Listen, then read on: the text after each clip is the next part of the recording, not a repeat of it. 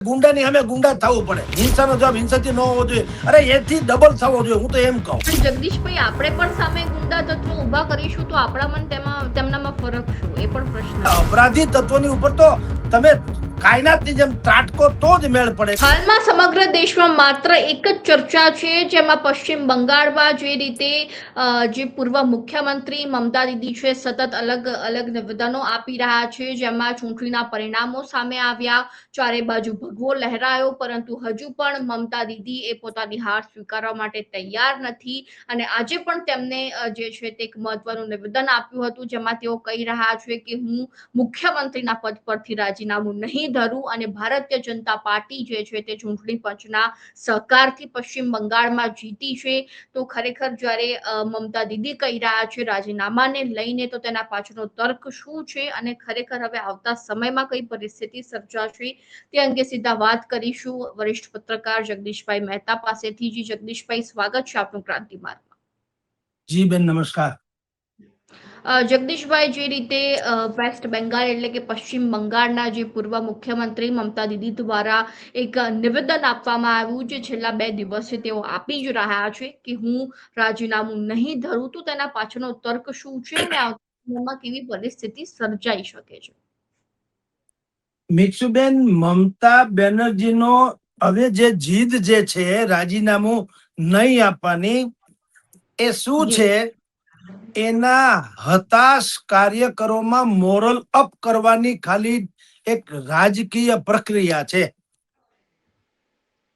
એ રાજીનામું આપે કે ન આપે, 7 તારીખે વિધાનસભાની ટર્મ અમથી પણ પૂરી થાય છે. હવે વિધાનસભાની ટર્મ પૂરું થાય એટલે બધો વાવટો વીટીને તમારે વયું જવું પડે, માયા હકેલી લેવી પડે, અમસ્તી પણ. એટલે હવે રાજીનામું ન આપે એનું ગુજરાતી એવું નથી કે ત્યાં થાણું થાપીને બેઠા રહે, મુખ્યમંત્રી તરીકે ચાલુ રહે. સસ્પેન્ડ કરે, ડિસમિસ કરે.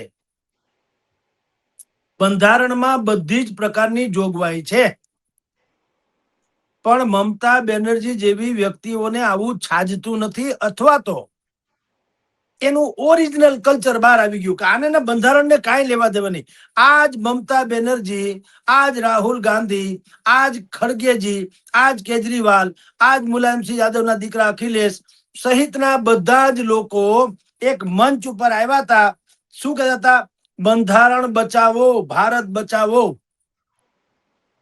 ક્યાં ગયું બંધારણ? બોલો. જે લોકો બંધારણ બચાવવાની વાતો કરે છે, કોઈ કોંગ્રેસ, મુલાયમસિંહ યાદવના દીકરા અખિલેશ યાદવ કે બીજા ઇત્યાદિ જેટલા લોકો ત્યાં આમ એક તમે જો ખભા ઉપર હાથ મૂકીને ફોટા પડ્યા હતા, ફોટો સેશન કરાવવાની ટેવ ધરાવનારા વિપક્ષો, જે કેવળ ફોટા પૂરતા જ એક રહી શકે એમ છે મંચ ઉપર. મંચ ઉપરથી હેઠા ઉતરે એટલે બધા બકરીના લીંડાની જેમ છૂટા પડી જાય. એમાંના એક પણ વિરોધ પક્ષના એક પણ નેતાએ કીધું કે મમતા બેનર્જીની આ જીદ છે એ ગેરબંધારણીય છે, ખોટી છે, આવું ન ચાલે, જનાદેશ મળી ગયો એટલે એને સ્ટેપ ડાઉન થવું જ પડે. કોઈ બોલ્યું નથી? બોલ્યું. શું કામ? આ પોતે કરે તે લીલા, ગામ કરે તે છીનાળા. એ આ વિરોધ પક્ષોની દાનત છે. હવે આ ચૂંટણીમાં કોઈ વિપક્ષ એમ નથી કહી, જેમ રાહત ઇન્દોરીની ભાષામાં કહું તો એવું કહી શકે એમ નથી કે લહુ મેં ભીગી હુઈ આસ્તીન જીત ગઈ, લહુ મેં ભીગી હુઈ આસ્તીન જીત ગઈ, ચુનાવ હાર ગયે સબ મશીન જીત ગઈ. ઈ હવે કોઈ દિવસ અહીંયા લાગુ પડે એવી પંક્તિ નથી. બધાને ખબર છે જનતાએ તમને ચોક્કસ જગ્યાએ લાત મારીને કાઢી મૂક્યા. શું કામ? આ હિન્દુસ્તાન છે. પશ્ચિમ બંગાળ બીજું બાંગ્લાદેશ થઈ રહ્યું હતું, અથવા તો બીજું કાશ્મીર. 2014 પહેલાના કાશ્મીરની વાત કરું છું. એ બીજું કાશ્મીર બની ગયું તું. બની જાતો એમ નહીં, બની ગયું તું. જ્યાં હિન્દુઓએ રહેવું એ અપરાધ જેવું હતું. ડેમોગ્રાફી બદલાઈ જઈ એના જે આક્ષેપ ભાઈ વડાપ્રધાન નરેન્દ્ર મોદી થી માંડીને બધાએ કર્યા, એ કેવળ રાજકીય આક્ષેપ નહોતા. પંજાબ ની સીમા આ બાજુ બાંગ્લાદેશની સીમા, પંજાબ તો આપણું છે, પણ પંજાબ કોનું પાડોશી છે એ બધાને ખબર છે, એટલે હું પંજાબ કહું છું, નહીતર પંજાબ આપણું જ છે. પણ ત્યાં જે ડ્રગ્સના રવાડે પાકિસ્તાનથી માંડીને અફઘાનિસ્તાનથી વાયા જે ડ્રગ્સ વગેરે આવે છે, તેને આખી નસ્લને ખતમ કરવાનું જે કાવતરું પડોશી રાષ્ટ્રો ચલાવી રહ્યા છે, એવું જ પશ્ચિમ બંગાળમાં બાંગ્લાદેશીઓનું કામકાજ હતું, રોહિંગ્યા ઘૂસણખોરોનું. આ દેશમાં રહેવું, આ દેશનું ખાવું, આ દેશનું બુરું વાંચવું, ખતરનાક બધા કારનામા કરવા. એટલે આ ચૂંટણી તમે જે શબ્દ મિક્ષુબેન વાપરો કે આનું ભવિષ્ય શું, આનું ભવિષ્ય ગુજરાત અરે સમૂચા દેશની રાજનીતિને એક નવો જ યુ ટર્ન આપનારો આ ચુકાદો છે, જનાદેશ છે.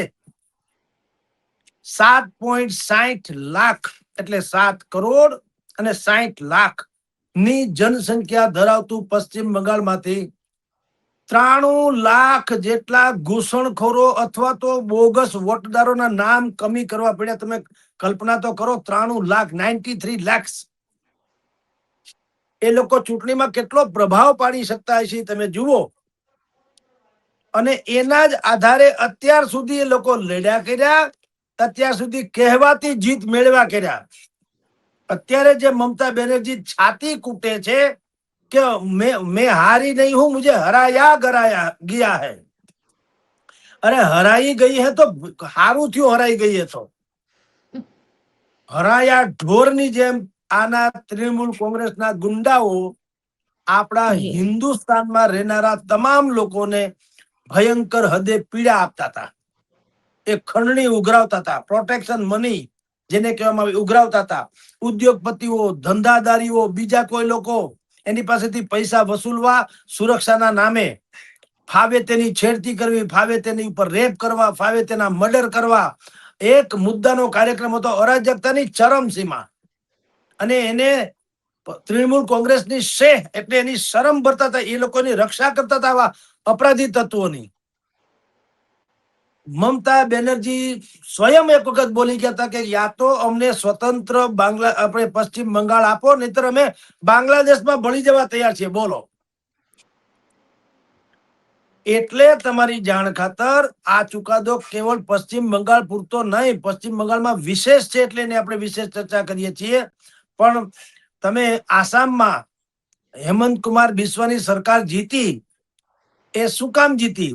ત્યાં પણ Hinduism is the main point બની ગયો ચૂંટણીનો. હિન્દુઇઝમ. તમિલનાડુમાં શું થયું? સ્ટાલિનની સરકાર પણ ભારત વિરોધી જેવી સરકાર.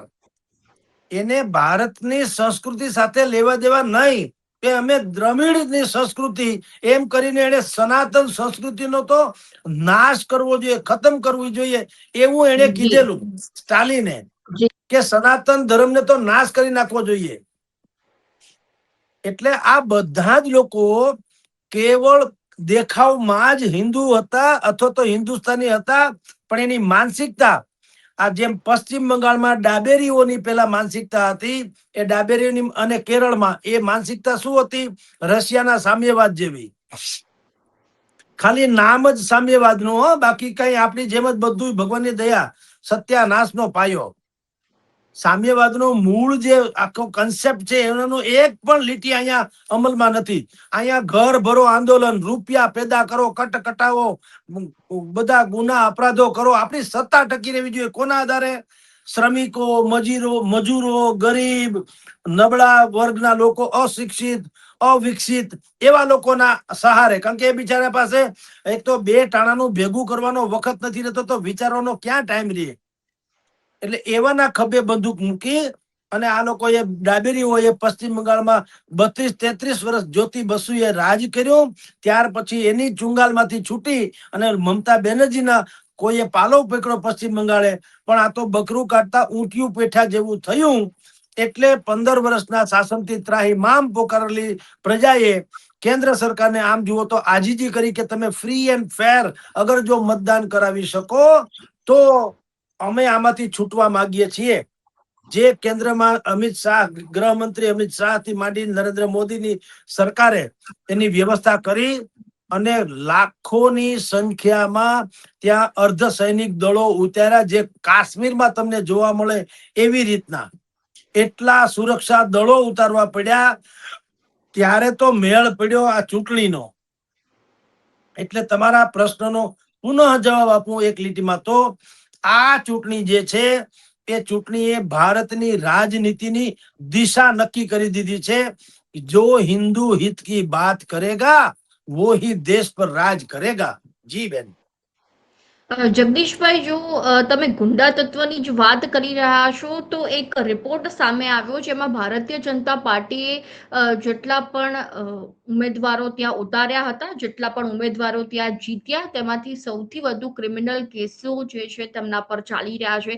અને બીજી બાજુ જો વાત કરવામાં આવે તો જ્યારે ભારતીય જનતા પાર્ટી જીતી હતી પશ્ચિમ બંગાળમાં, તો તે સમય દરમિયાન તેમના કાર્યકર્તાઓ હતા તેઓ પણ તલવારો લઈને બહાર નીકળ્યા હતા. અને જ્યારે ખરેખર સત્તા એ ભારતીય જનતા પાર્ટી તો ભલે ભોગવી, પરંતુ તેમના કાર્યકર્તાઓ ઓફિસ પર બુલડોઝર ફેરવી રહ્યા હતા. તો કાર્યકર્તાઓને કોને સત્તા આપે બુલડોઝર ફેરવવાની?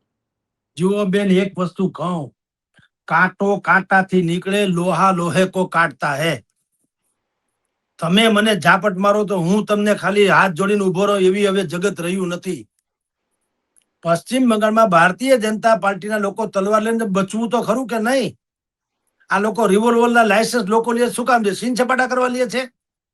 પણ તેઓ જશ્ન મનાવી રહ્યા હતા જગદીશભાઈ, કે પણ જ્યારે મનાવે જ ભારતીય ને. જનતા પાર્ટી જીતી રહી છે, તલવાર લઈને જશ્ન કેવી રીતે અરે મનાવી હું તો શકે? કહું ભલે બંદૂક લઈને લડે બેન, તમે એ બધું ભૂલી જાઓ. આ મવાળવાદીઓએ જ હૂડ કાઢ્યો આખા દેશનું. એટલે તમે કરો એ લીલા એટલે અપરાધી કોઈને ઠામ મારી નાખ્યા. ઉત્તર પ્રદેશમાં શું થાય છે? યોગી આદિત્યનાથ એન્કાઉન્ટર કરે છે ત્યારે માનવ અધિકાર વાળા પૂંછડા ઉલાળીને હામાં પડે છે. પણ એને એમ કેમ નથી ખબર કે આ ઈ અપરાધી હતો જેને સેંકડો લોકોની લાશ ઢાળી નાખી? તેથી માનવ અપરાધ ક્યાં ગયા હતા? તમારા માનવ અધિકાર તેથી નતા? અરે આ નોનસેન્સ છે. આવી દુનિયામાં જેટલા લોકો છે, ડિબેટિયન થી માંડીને પક્ષકારો, હું તો કહું સત્યાનાશ જજો એનું. જે શેકો તેસા, હો વાત ને એક વાત. તમે બંદૂક લઈને આવો, મારે તમારી આમે હાથ ન જોડે, તમે મને ફૂકી મારો, મારે ઢાલ રાખવી જોઈએ કે તમને શૂટ કરી દેવા જોઈએ. જે શેકો તેસા. એટલે જ મેં તમને શરૂઆતમાં જ વાત કરી કે આ ચૂંટણી જે છે, પહેલી વખત એવું બન્યું મુખ્યમંત્રી દરજ્જાના માણસો પણ હેમંત બિસ્વાથી માંડી અને શુભેન્દુ અધિકારી સુધીના એ સાવ તાલ ઠોક કે કહી દીધું, અમને કોઈ મુસલમાને મત આપ્યા નથી. આપ્યા છે હિન્દુ, શીખ, જૈન, બૌદ્ધ અને બાકીના લોકોએ પારસી, એ લોકોએ મત આપ્યા છે. આવું ક્યારેય નહીં તમે સાંભળ્યું તું? બંધારણ રીતે લોકો બોલતા પણ ખચકાય કે ભાઈ તમે આવું ઉગ્રવાદ જેવું બોલી ન શકો. પણ એટલા લાજ અમારે જ કાઢવાની. તો તમને છૂટ છે તો તમે બંધારણની દુહાઈ તો તમે દો છો, એટલે કે વિપક્ષો. તો તમે જે કહો તો પશ્ચિમ બંગાળમાં આજ સુધીની ચૂંટણીમાં 55,000 ખૂન થયા છે. કેટલા? 55,000. એટલા લોકોને મારી નાખ્યા તૃણમૂલ કોંગ્રેસના તથાકથિત ગુંડાઓએ. બોલો, તો એનું શું? પણ જગદીશભાઈ, આપણે પણ સામે ગુંડા તત્વ ઉભા કરીશું તો આપણા મન તેમનામાં ફરક શું? એ પણ પ્રશ્ન છે. ના ના ના ના ના ના ના ના, ઈ ફરક નહીં. જે શકો તે ગુંડાની સામે ગુંડા થવું પડે, એમાં કાંઈ છૂટકો નહીં. ઈ કાંઈ જે આપણા જે ભારતીય જનતા પાર્ટીના તમે કહેવાનો ગુંડા કહો છો, તો એને થાણા નથી થાય ટીએમસી ના ગુંડાની જેમ. અને ટીએમસી ના ગુંડા એ હિન્દુસ્તાની નતા, રોહિંગ્યા હતા, હરામ ખાયા હતા. એટલે આ દેશમાં રહેવું, આ દેશનું અનાજ ખાવું અને સત્યાનાશ કાઢવું. નહીતર કોઈને કોઈ, હું તમને 2-4 પંક્તિ કહું.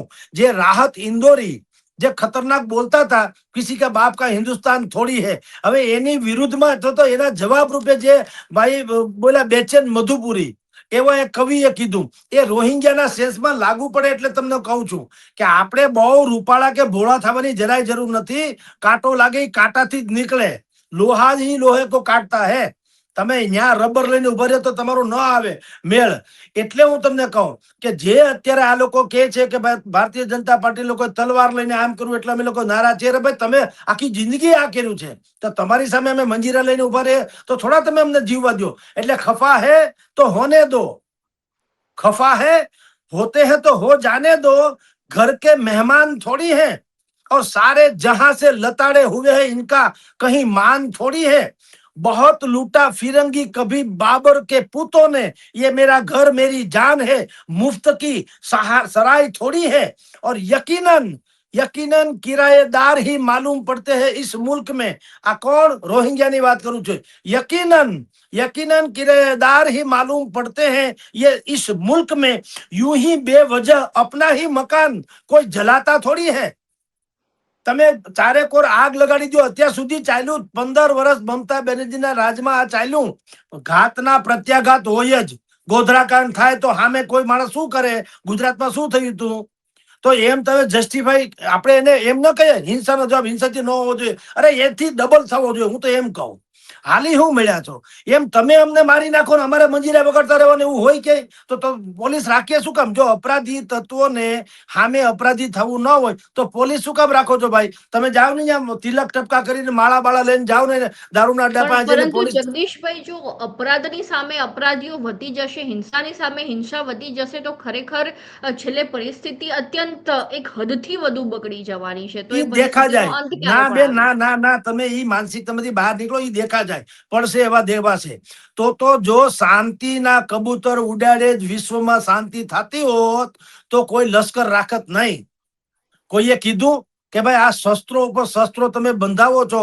રશિયા, અમેરિકા, જાપાન, ફલાણા અણુબોમ્બ મણુબોમ્બ કા કોઈ એવી વાત કરી કે ભાઈ એક માણસ અણુબોમ્બ બનાવે? પાગલ દેશ છે। એની સામે તમે અણુબોમ્બ બનાવશો તો વિશ્વ આખું ક્યાં જઈને? કોઈએ કીધું? કેમ બધા પોતાના ભંડકિયામાં રાખે છે? શું કામ? દિવાળીમાં ફોડવા રાખે છે?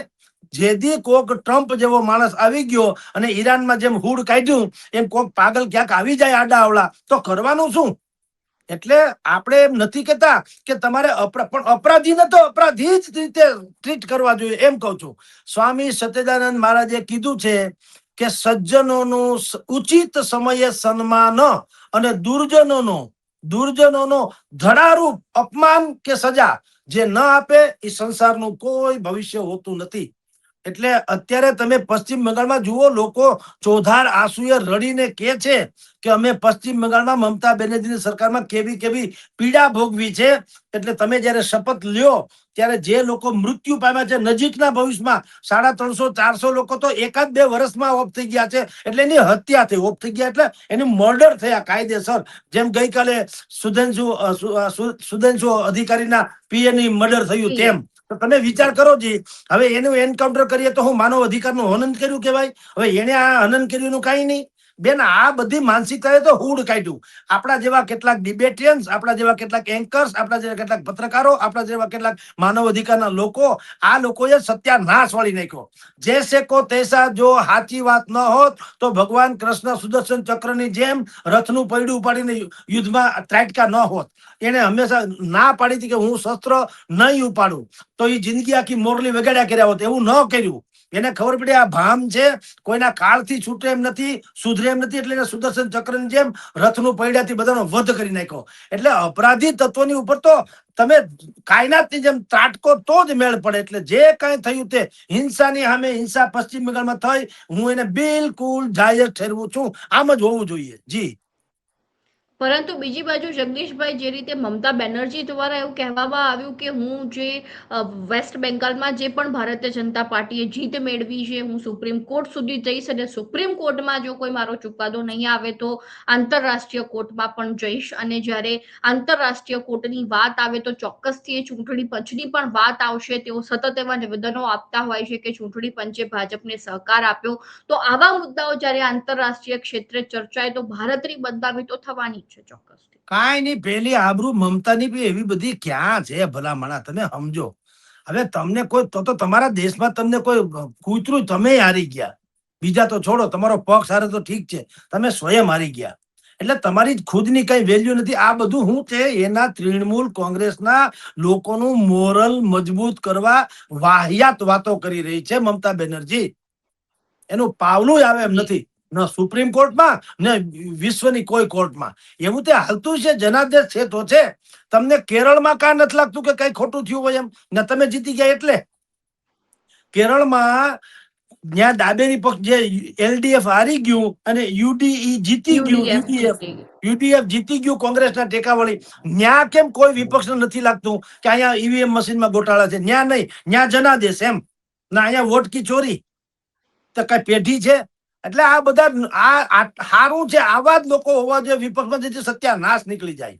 તમારી જાણ ખાતર મિક્ષુબેન, જેટલું સત્ય બોલશો ને અને સત્ય જેટલું સ્વીકારશે ને, જો બોલનારા સત્ય ઓછા છે પણ સ્વીકારનારા વધુ છે, તો હિન્દુસ્તાનમાં ઓછું જેટલી બધી સમસ્યા છે એનાથી કંઈક ઓછી જે છે એની સમસ્યા એકદમ હલ થઈ જાય એમ છે. એટલે ભલા માણા, તમને આસામમાં વોટની ચોરી લાગે, પશ્ચિમ બંગાળમાં વોટની ચોરી લાગે, પણ કેરળમાં નહીં. ન્યા જનાદેશ. કેમ ભાઈ? તમે જીતી ગયા એટલે જનાદેશ, અને ભાજપ વાળા જીત્યા એટલે વોટની ચોરી. એટલે આ બધા નોનસેન્સ લોકો છે ને, આવા લોકોને કારણે જ આખો દેશ વિપક્ષહીન થતો જાય છે, કારણ કે એનામાં બુદ્ધિનો છાંટો જ નથી. હમણાં એક સોશિયલ મીડિયામાં જે આવ્યું, એક ઠઠ્ઠા ચિત્ર એટલે કાર્ટૂન આવેલું કે વિપક્ષના એક યુવરાજ એ આમ બેઠા થવાની તૈયારીમાં હોય ને કે છે કે બસ હવે 1-2 રાજ્ય રહ્યા, ઈ પણ વયા જાય એટલે મારી જવાબદારી પૂરી. 2 રાજ્યમાં સરકાર રહી, હવે ઈ પણ પૂરી થઈ જાય એટલે મારી આખી જવાબદારી પૂરી. લ્યો, જેને રાખ્યા યુવરાજને આખા દેશમાં પોતાની પાર્ટીનું શાસન જમાવવા, એવા 1-2 રાજ્યમાં રહ્યા હમ ખાવા પૂરતા, એટલે ઠઠ્ઠા ચિત્ર વાળા એવું સોશિયલ મીડિયામાં કર્યું છે કે બસ હવે 1-2 રાજ્ય રહ્યા છે, ઈ પણ પૂરા થઈ જાય એટલે કે કા ભાજપ કે કોઈ પણ બીજો પક્ષ એમાં સવાર થઈ જાય તો મારે આખી જિંદગી મારી જવાબદારી પૂરી. મેં સત્યાનાશ કાઢી નાખ્યું. મહાત્મા ગાંધીજીએ કીધું તું કોંગ્રેસને વિખેરી નાખો આઝાદી પછી. ઈ કોઈએ પાળ્યું હોય તો એના સૌથી શ્રેય જાય રાહુલ ગાંધીને. એને મહાત્મા ગાંધીના શબ્દ પાળી રાખ્યા, લગભગ કોંગ્રેસને વિખેરી નાખી. અને બાકીનું જે કઈ વિપક્ષોનું પણ હતું, માયાવતી સમજી ગયા, મુલાયમસિંહ યાદવના દીકરા થોડાક હચમચી ગયા, ડાબેરીઓ ખતમ થઈ ગયા, બધા મમતા બેનર્જી માથું કાઢીને હાલતા હતા. એને પણ સ્વયમે પોતાની જાતને બગાડી આખા પંથકને એના પ્રદેશનો સત્યાનાશ વાળી અને પોતે પણ કુહાડાની ઉપર પગ માર્યો. પગ ઉપર કુવાડો પડે તો હજી ઠીક કે ભાઈ પગ ઉપર કુવાડો પડ્યો, અને કુવાડા હતો એની માથે પગ માર્યો. આ બેલ મુજે માર, અને હાથે કરીને રાજકીય શહીદી વહોરી લીધી તમારી જાણ ખાતર. એટલે જે કાંઈ થયું તે હવે જાગ ઉઠા ઇન્સાન જેવું છે. મતદારો જાગી ગયા છે, અને આવા કોઈ પ્રોપર સેક્યુલર બેક્યુલર શબ્દની કોઈ ભોજ્યોભાઈ નોંધ નથી લેતું. જે છે તે આ છે કટ્ટરવાદ છે. તમે કરો કટ્ટરવાદ તો અમે તમારી સામે તેને કટોરા લઈને ઉભા રહીએ તો ન મેળ પડે. જે શકો તૈસા વાળી છે જે આ રિઝલ્ટ આપણને બતાવે છે. જી, પરંતુ જગદીશભાઈ, તમે જો વિપક્ષની વાત કરી રહ્યા છો કે વિપક્ષ મજબૂત નથી, પરંતુ જ્યારે સત્તા પક્ષમાં જે પણ પાર્ટી બેઠી હોય છે, કઈ રીતના પ્રેશર વિપક્ષને કરતી હોય છે, આપણને બધાને ખબર છે કે પક્ષ પલટાઓ કેવી રીતે થાય છે. ઘણી વખતે એ હંમેશા વિપક્ષના ઘરે જ ઈડી ત્રાટકતી હોય છે. આજ સુધી એવું નથી બન્યું કે સત્તા પક્ષના કોઈ પણ એક નેતાના ઘરે ઈડી ત્રાટકી હોય. એટલે ઘણી વખત દબાણને કારણે પણ વિપક્ષ જે છે તે બેસી જતો હોય છે, તેવા દ્રશ્યો પણ સામે આવતા હોય છે. કટોકટી વખતે ઇન્દિરા ગાંધીએ જેપી થી માંડીને બધાને જેલમાં પૂરી દીધા હતા, કોંગ્રેસ એને કોઈને પૂર્યા હતા? લા બેન, કયા યુગમાં જીવીએ છીએ? જેના હાથમાં લાઠી ઉસકી ભેંસ, ઈ કરોડો વર્ષોથી હાલ્યું આવે છે. એમાં કઈ અત્યારે વિપક્ષ કઈ કામ જેનું ગાય જેવા પવિત્ર નથી, એ હરામ ખાયા છે. એટલે હંધુ સત્યાનાશ વહોરી લે છે. ક્યાંક ક્યાંક ક્યાંક ક્યાંક લોકો શું કામ જીતી જાય છે વિપક્ષમાં હોવા છતાં? મને તમે કયો, ગોપાલ ઇટાલિયા જીતો કે નહીં? હાલો આપણે, હું તમને બધાને સમજાય એમ કહું. આખી કાયનાત ઊંધી પડી ગઈ હતી, ગોપાલ ઇટાલિયા જીતો કે નહીં? જનતાને જયારે એમ લાગે કે ઉમેદવાર સક્ષમ છે તો એને જીતાડે. તમે એમ ન કહી શકો કે તમે મને સક્ષમ બનાવો તો હું તમારી વાત કરું. અરે તમે જ મીમના પૂતળા જેવા હો. તમને કહું કે જુગનું સે ફિર અંધેરો ને લડાઈ જીત લી. जुगनू से फिर अंधेरों ने लड़ाई जीत ली. चांद सूरज घर के रोशनदान में रखे हैं, અને सूरज से जंग जीतने निकले थे बेवकूफ. राहत इंदौरी के छे, सूरज से जंग जीतने निकले थे बेवकूफ, सारे सिपाही मोम के थे धूल के आ गए. મીણબત્તી જેવા હતા, તમે ઓગળી જાવ. એમાં તમે શાસક પક્ષ વાળાએ અમને ખરીદી લીધા, દબાવી લીધા. અરે જો તમે દબાઈ જતા હો, ખરીદાઈ જતા હો, લલચાઈ જતા હો તો ધૂળ પડી એવા નેતૃત્વમાં. એટલે ભલામણા એમ હાલતું છે. તમે ખરીદાઈ જાઓ, તમે લલચાઈ જાઓ, તમે દબાઈ જાઓ તો તમે નેતા છે એમ કહેવાના. વિપક્ષ મજબૂત એટલે પક્ષ મજબૂત હોય તો લોકો ટેકો આપે. તમને અમારે ટેકો આપીને મજબૂત બનાવવા પડે, ને તમારામાં કઈ ત્રેવડ ન હોય તો એવા વિપક્ષને હું ધોઈ પીવો? કર્મ સંજોગે સુપાત્ર મિલે તો કુપાત્ર કો દાન દિયો ન દિયો. કવિ ગંગ કહે સુનો ભાઈ સાધુ, મૂર્ખ મિત્ર કિયો ન કિયો. આનો શું મતલબ? જેનામાં ખુદમાં કોઈ કૌવત ન હોય, औकात ન હોય, ત્રેવડ ન હોય, પેશન ન હોય, દાનત ન હોય, વિઝન ન હોય, કાંઈ તમારામાં છે જ નહીં, તો વિપક્ષને હું ધોઈ પઉં એવા વિપક્ષને શું કરે? વિપક્ષોએ મોટી ભૂલ કરી છે. સારામાં સારા લોકોને બજારમાં લાવવાને બદલે મારા લોકોને લઈ આવ્યા. ઈનો ઈ ઠોબારા જેવા ચહેરા જે જોવાય ગમે નહીં એવા લોકોને ઈ બજારમાં મૂકે. કોણ ભોજ્યભાઈ એને મત આપે? તમે તમારી પાસે એટલા, ધારો હું તમને બેન સમજાય એટલે કહું છું, ધારો કે ગુજરાત છે, હાલો આપણને સાંભળનારા સમજી શકે, 6.5 કરોડની જનતા ગુજરાતમાં છે, એટલે 182 જણા તમને હારા ન મળે કે આખો સંસાર ચાલે છે કોને કારણે? કેટલાય સમાજ સેવી લોકો છે, લાખો કરોડો રૂપિયાના દાન આપે છે, હોસ્પિટલો બનાવે, મંદિરો બનાવે, ધર્મશાળા બનાવે, સ્કૂલ બનાવે, આશ્રમો બનાવે અને ઈ ચલાવે, લાખો કરોડોના દાન આપે. 1 રૂપિયાની ખાય કે ન ખાય, કરોડો રૂપિયાના દાન આપે, સમજી લ્યો. તો એ હારામાણા નહીં હોય તો કોઈને એવાને મત તમે એને ઉમેદવાર નથી બનાવતા? તમારે તો પૈસા કટાવી અને ગામના ઉતાર જેવા લોકોને મેદાનમાં મૂકવા. કોણ તમને મત આપે અને શું કામ આપે? એટલે તમે ઈ ભૂલી જાઓ, લોકતંત્રમાં વિપક્ષ મજબૂત હોવો જોઈએ તો લોકતંત્ર મજબૂત રહે. વિપક્ષ માય કાંગલો હોય તો એને હું ધોઈ પીવા? એટલે આ બધા માય કાંગલાઓ છે, વેચાઈ જનારાઓ છે, દલાલિયા છે બધા. અત્યારે જીતા એમાંથી ઘણા આવી ગયા કે નહીં પાછા ભાજપમાં? કેસરીઓ પહેર લીધો કે નહીં લ્યો? તો તમે એને લીધા તા શું કરવા? એટલે હું તમને કહું, જો આત્મ મંથન વગર મેળ નહીં પડે. પણ કોકની પ્રશ્ન સામે એ પણ છે જગદીશભાઈ કે ભાજપ લઈ પણ કેમ રહી છે? ભાજપ ઓફર કેમ આપી રહી છે? જો ભારતીય જનતા પાર્ટી આટલી મોટી પાર્ટી છે, તેમની પાસે ઉમેદવારો છે, છતાં પણ કોંગ્રેસમાં તોડફોડ થઈ કેમ રહી છે? એ પણ એક પ્રશ્ન છે. તમને ટીઆરપી બેન ગમે છે કે નહીં? તમે કોઈ ધરાણા ટીઆરપી થી? હાલો મને કયો. તમે એટલે જેટલા યુટ્યુબર્સ છે, કોઈ એમ કીધું બસ હો ભાઈ હવે મને હવે નથી જોતા, હવે એક કામ કરો બીજી યુટ્યુબ ચેનલ આપો? કીધું કોઈ દી? કોઈ પોતાની આવક હોય એમાં કોઈએ કીધું ભાઈ મને હવે બસ આવક બહુ થઈ ગઈ, હવે યાર બીજા કોકને આપો પૈસા? કોઈએ કીધું? ત્યાં તો આખું ઘર ભરાય તો ગોડાઉન રાખે એમ છે ભાડે, મને મળી જાય. તો તમારી ને મારા લેવલની ભૂખ છે, તો એને એની ભૂખ ન હોય રાજકારણ. ઈ ક્યાં સંન્યાસ લઈને બેઠા? ઈ તો રાજકારણ કરવા આવ્યા છે ને. તો તમે વેચાવશો તો હું ખરીદું છું ને. ઈ ભાજપ ખરીદે છે, તમે વેચાવો, તમે એટલે વિપક્ષ વેચાય છે ને. તો તમે વેચાવશો શું કરવા? તમે ગમે એટલી ઓફર કરો ને થઈ જાવ મરદના દીકરા, કે 1 રૂપિયો નહીં, કરોડો રૂપિયા નાખી દે તો ધૂળ પડી. બાકી મને જનતાને હું ગદ્દારી નહીં કરું, કાં નથી કેતા? રૂપિયા નાખો તો ઓલા ગદબના પૂળાની વાહે બકરી ધોડી જાય એમ, પૈસા નાખો એટલે ધોડ્યા જાય. તો શું થાય તમારું? એટલે બેન આમાં એવું છે, આપણામાં કઈ ખામી હોય ને એનું પેલા વિશ્લેષણ કરીએ, પછી ગામ ઉપર આક્ષેપ મૂકીએ સાહેબ. એક આઈના સાથો ટૂટ ગયા ખુદ સે અગર શરમાવો તો ક્યાં, और जब देखने वाला કોઈની જલ જાવો તો ક્યાં, બુझ જાવો તો ક્યાં. જયારે આપણી ખુદની કોઈ હેસિયત નથી હોતી અને મોટો ભા થવા નીકળીએ, આપણે કે ને કે અમદાવાદનું ભાડું ગજા વગરની ગધેડી ને અમદાવાદનું ભાડું. તો તમે અમદાવાદના ભાડા લઈને નીકળો, તમારી ગધેડીમાં જેવું ગજું ન હોય તો બાવળા ન પુગાડે, અહીંથી અડધે પડધે બગારા ભૂગેતા પૂરું થાય. તો વિપક્ષો મજબૂત હોવા જોઈએ તો પ્રજા એને મદદ કરે. આ તો હું કે તમે મદદ કરી અમને મજબૂત બનાવો તો અમે ન્યા ચડી બેસીએ ને ખાઈએ પીને મજા કરીએ, એમ હાલતું છે. તમારી મજબૂતાઈ તો હોવી જોઈએ ને. માણસ રેસના કયા ઘોડા ઉપર દાવ લગાવે?